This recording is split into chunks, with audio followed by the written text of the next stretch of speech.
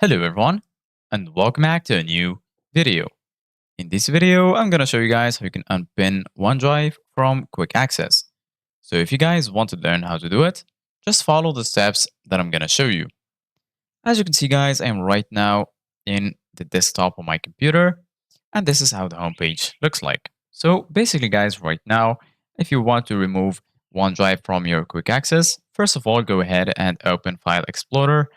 As you can see, guys, you might find this here in your task bar, or you can find this also here in your desktop. If you don't find this right here, just go ahead and click on Start. Then once you do that, go ahead and search for File Explorer.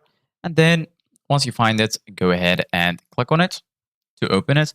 And then once you do that, you're going to be right here. So basically, guys, right here, you're going to find all of these sections. Here you're going to find Home, Gallery, OneDrive, Desktop, Downloads, Documents, and so on. And basically, guys, this section right here is your quick access. As you can see, guys, right here, OneDrive is pinned to quick access. If you find this icon right here, this means it's pinned.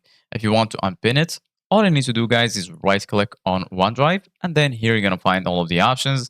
From here, you can copy it. Here you can open it in a new tab, open in a new window, unpin from quick access, pin to start, copy as path, properties, open in terminal, WinRAR.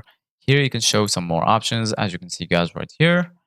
So basically, guys, right now, go ahead and click on Unpin from Quick Access. And as you can see, guys, now it's removed from your Quick Access.